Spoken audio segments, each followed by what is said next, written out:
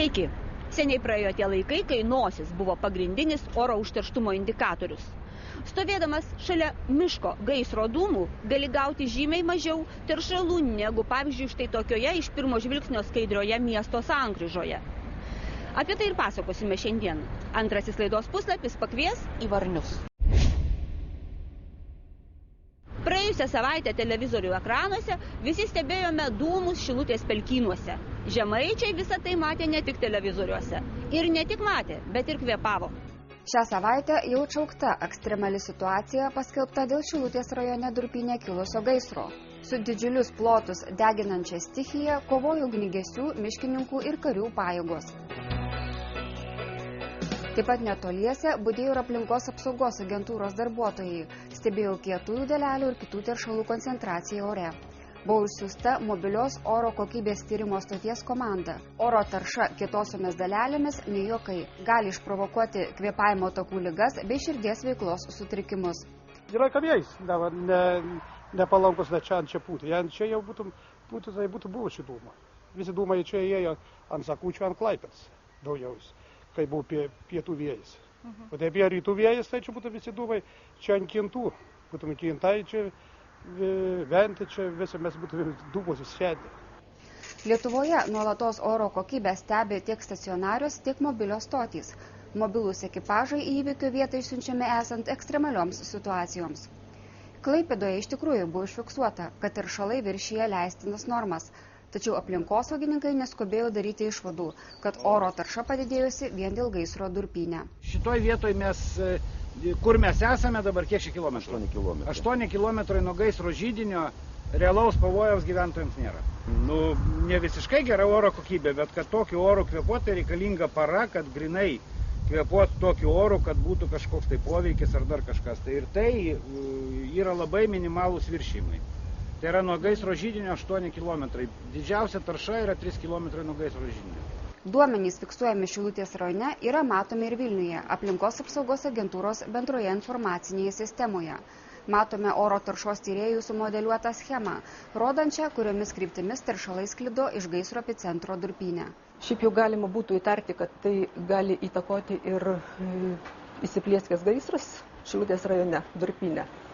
Tačiau tą versiją turbūt paneigtų tai, kad antra Klaipėdos stotis, kuri yra arčiau Durpyno, ta pačia kryptimi kaip ir antroji stotis, tačiau arčiau Durpyno, jokio padidėjimo neužfiksavo, taip kad vis dėlto tai labiau sietumėm su vietinė tarša negu su Durpyno keliama tarša.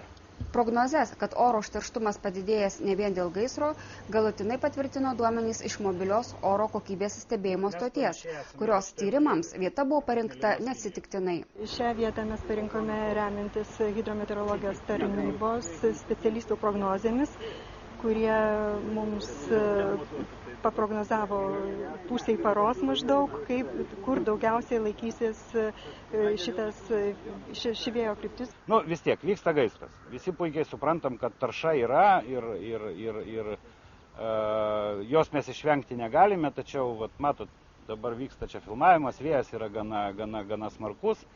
Sklaida vadinasi, taršos sklaida, dūmų sklaida, jos išnešioja yra irgi gana didelė. Pagal mūsų duomenys, reiškia didžiausia tarša, sakykime, yra 3 kilometrai panašiai nuo gaisro židinio.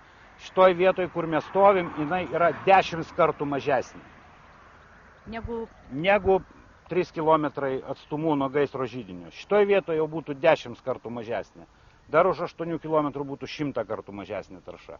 Tačiau mes čia stovėdami, taip mes užfiksuojam išsišokimus, tai yra vėjai pasisukus, atsiranda išsišokimai ir kietųjų dalelių, ir anglies monoksido, tačiau tai nėra taip, kad mes galėtumėm teikti, kad tai yra didelė tarša. Paaiškėjo tikrosios oro užterštumo Klaipėdoje priežastys. Pavyko išsiaiškinti. Atliekami vieno pastato remonto darbai. Ten uždengtas pastolis ir dabar kaip tik vykdoma intensyvi ten statyba ir griovimas ir kaip tik ten labai didelės koncentracijos jau 2 dienas iš eilės.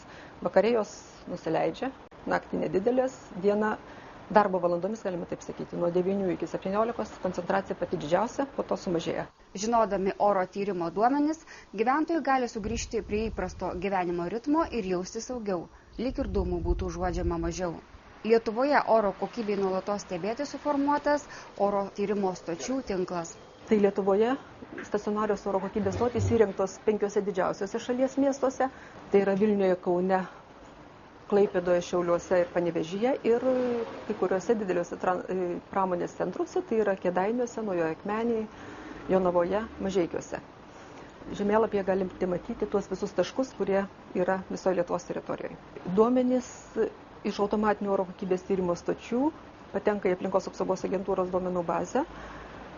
Jie atnaujinami kas valandą ir po pirminio apdorojimo, po pirminės jų kokybės patikros pateikiami visuomeniai Aplinkos apsaugos agentūros interneto tinklalapyje.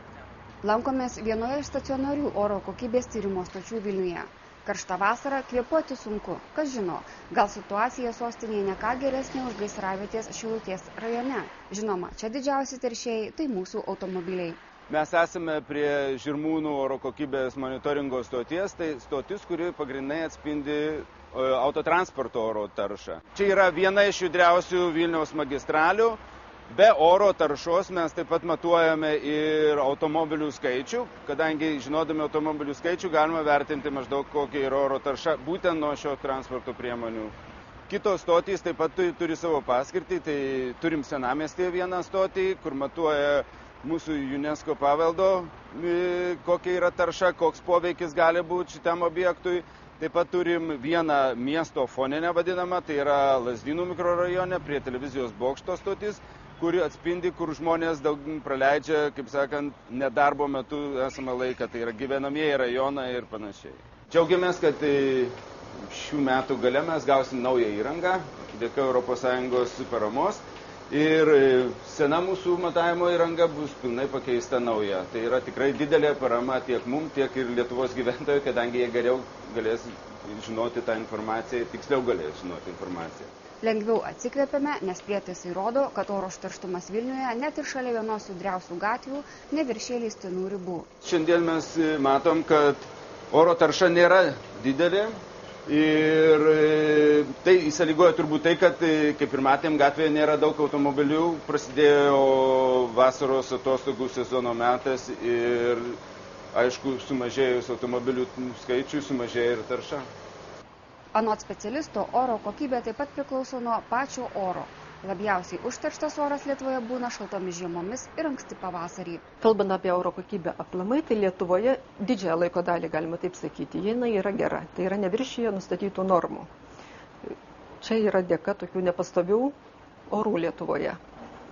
Ypač, kai turėdavome drėgnas lietingas vasaras, vėsias gana ir vėjuotas, ir drėgnas, be sniego su lietumi, šiltas žiemas.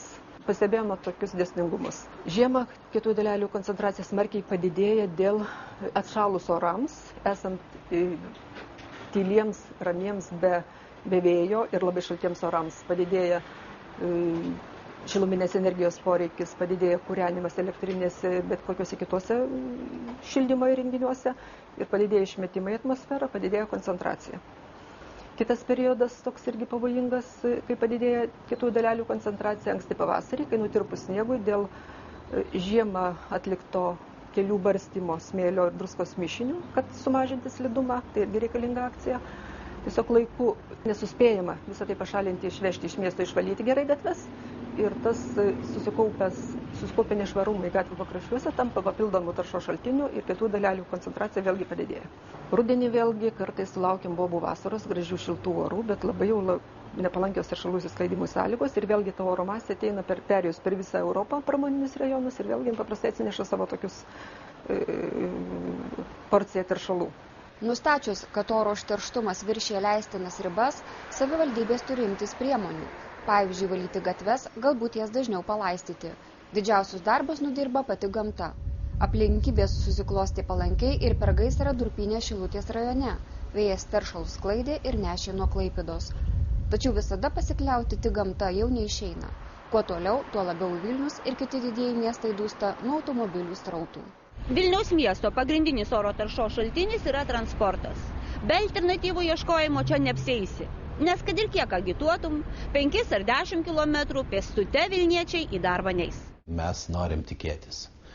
Iš esmės mes turime pakeisti gyventojų įpročius ir mieste turėtų judėjimo įpročiai po miestą turėtų būti visiškai kitokie. Jeigu lyginti su tuo, kokia padėtis yra kituose Europos didesniuose miestuose, tai Vilniaus miestas atrodo neblogai. 2009 metais Vilniaus miestas buvo pripažintas viena iš švariausių Europos sostinių, kuriuose buvo atliekami tyrimai. Tačiau kita vertus labai neramina tai, kad tarkim 2009 metais vien iš transporto priemonių buvo išmesta į atmosferą teršalų daugiau negu po 1 toną kiekvienam miestiečiui. Labai toksai įspūdingas. Tai skaičius iš tikrųjų yra labai įspūdingas ir verčiantis susimastyti. Kodėlgi taip yra? Aišku, priežasčių yra daug. Visų pirma, transporto intensyvumas miesto gatvėse, o kai kuriuose yra ypatingai didelis. Tarkim, nuo 60 tūkstančių iki 144 tūkstančių per parą automobilių pravažiuoja kai kuriomis gatvėmis, ypatingai tai Geležinio Vilko, Ozo, Gariūnų gatvė, Savanorių prospekte. Yra tokie didžiuliai srautai ir visa tai paliekama. Čia be abejo ne tik miestiečių transportas, čia yra dar ir tranzitinis transportas.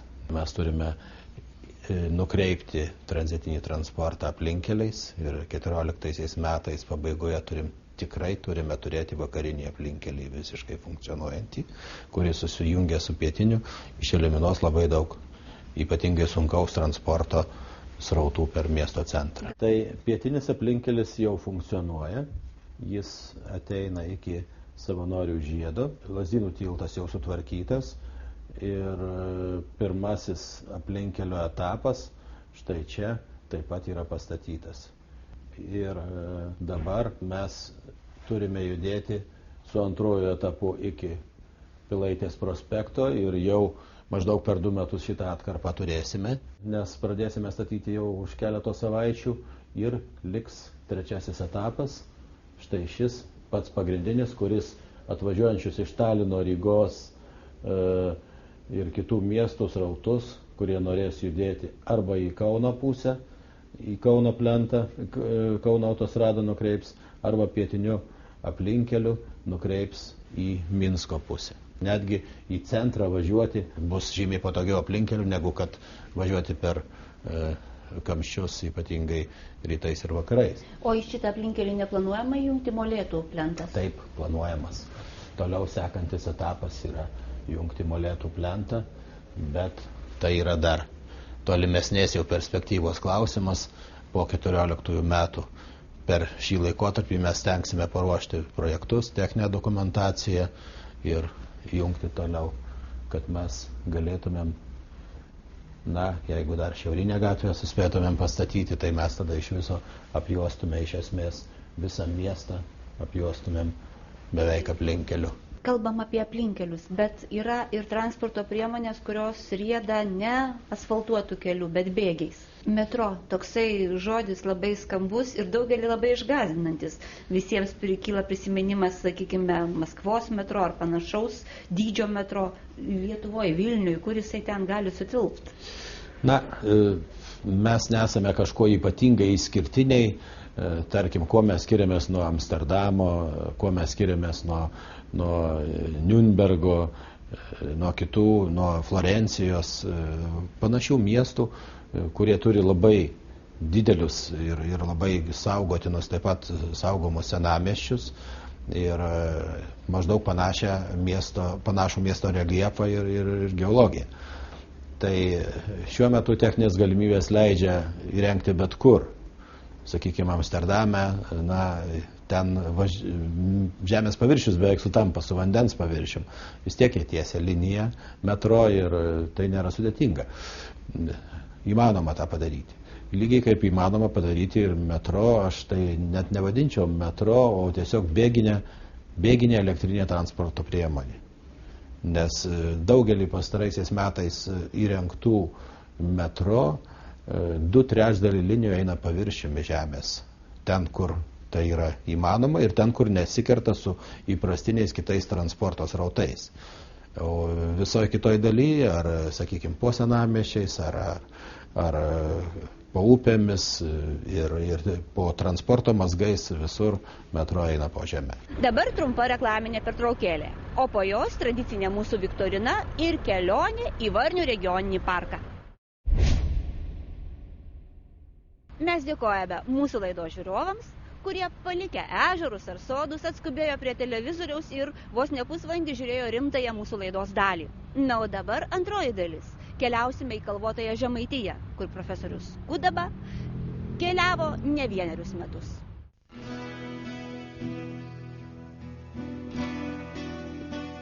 Pačiame Žemaičių žemės viduryje aukšta, kalvota. Čia susibūrė netoli viens kito iškiliausi šio krašto sostakalviai ir dievkalniai. Žemaičių aukštuma nuo šešėlių vakare išrodo, kiek panaši į didžiulį lėkštą piliakalnį. Ir staiga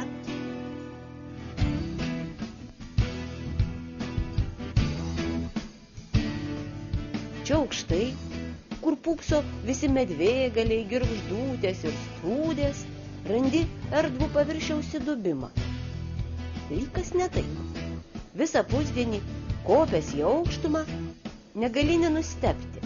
Tvyro pelkynai, pamiškės ir debesuota padangė savo žydrių tvieskia ežerai. Taip gerėjosi profesorius Česlovas Kudaba savo knygoje 7 keliai iš Varnių. Ir dar prirašė ypatinga čia.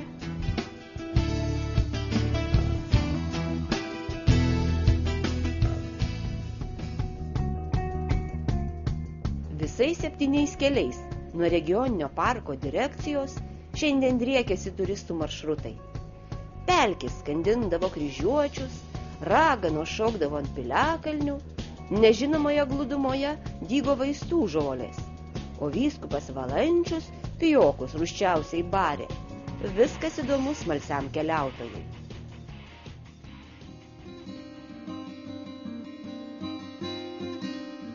Varniai.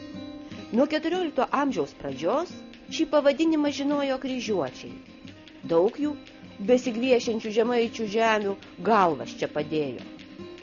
1417 metais po Žemaitijos krikšto įkurta Medininkų vyskupija. Varniai paties kunigaikščio Vytauto parėdimu tapo vyskupijos centru ir išliko juo iki pat 19 amžiaus antrosios pusės. Mikalojus Daukša ir pirmosios Lietuvos didžiojoje kunigaikštystėje išleistos knygos. Magdeburgo teisių suteikimas, katedra statyta, sudegusi ir vėl atkurta. 1770 metais pastatyta mūrinė kunigų seminarija, kurioje mokėsi rašytojai ir poetai Antanas Baranauskas, Antanas Strazdas, Antanas Vienažindis, 1863 metų sukilimo vadai. Bet labiausiai Varnius išgarsino Žemaičių vyskupas Motiejus Valančius, steigęs mokyklas, skatinęs skaityti suaugusiuosius, kovojęs prieš tamsumą ir girtuoklystę.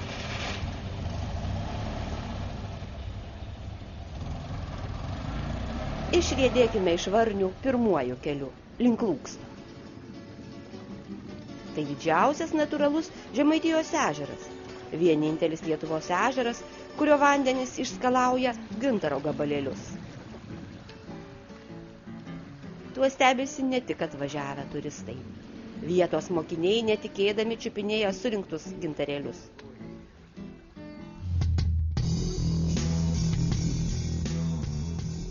Upeliais Lūkstas jungiasi su kitais ežerais.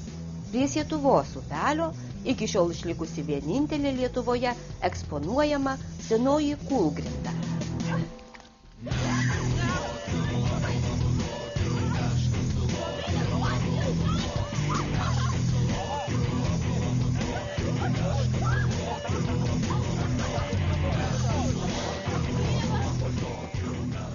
Šiandien tai tik atrakcija turistams. Senovėje šiuo nematomu, Iš rąstų ir akmenų padarytų takų žemaičiai keliaudavo nuo vienos aukštumos ir šalia piliakalnio įsikūrusios gyvenvietės prie kitos.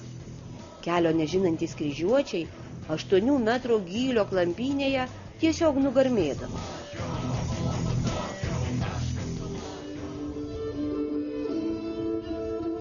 Na, o štai ir Medvėgalis. Profesoriaus Česlovo Kudabos pavadintas šio krašto kalvų karaliumi. 7 kalvos su Kūlgrinda sudaro archeologinį kompleksą. Neseniai jo kalvų sostai apvalyti nuo užgožiančių krūmynų atsivėrė visų gražumu. Ir nuo kalno dabar net 30 km aplink gali matyti. Kai diena giedra, net Šatrijos kalną kilesnį žiūri. Net 20 kartų kryžiuočių ordinas rengė žygius prieš piliakalnio gynėjus, bet net nugalėti ir apkrikštyti žemaičiai grįždavo prie senųjų dievų ir pilis vėl tapdavo neįveikiama. Šiandien ant Medvėgalvio užlipę žemaičiai ir jų svečiai šventes švenčia. Ir tradicinės, ir moderniųjų menų.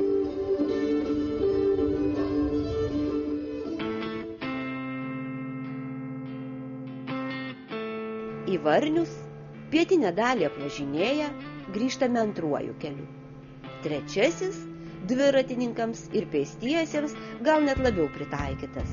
Visai šalia Varnių Debesnų botaninis takas per Žemapelkę. Medinis keliukas, kad eit patogu būtų ir pagunda prie retųjų žydinčių augalų artintis nekiltų. 2 kilometrai tako ilgis. Einant juo per Jonines, gali tikėtis, kad pamatysi daugiau nei 20 žydinčių Lietuvos raudonosios knygos augalų. O kur dar paukščiai, kaip štai šis pievinio kalviuko jauniklis, čirenantis pelkėje. Nesugalvosi geresnės biologijos pamokos.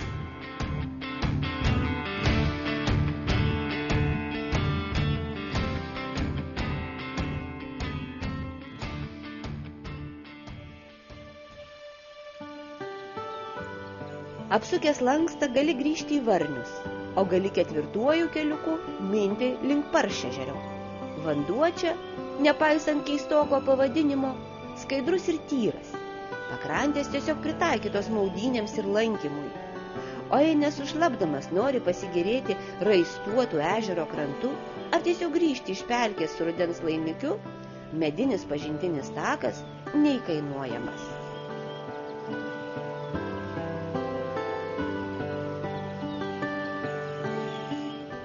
Pavandenyje gyveno rašytoja Marija Pečkauskaitė, Šatrijos ragana. Į Šatriją, pavadinta Žemaitijos kalnų karalienė, toliau driekėsi 5 kelias. Jau kaip atskira sala ši regioninio parko dalis, nutolusi į šiaurės rytus. Pagal padavimą Šatrija mėgstamiausia visų Žemaitijos raganų susirinkimo vieta. Jos kažkada apipylusio žemėmis kalno vietoje stovėjusią bažnyčią. Taip atsiradęs kalnas, o po kiek laiko bažnyčiai ėmus pūti, jo viršus įlinkęs.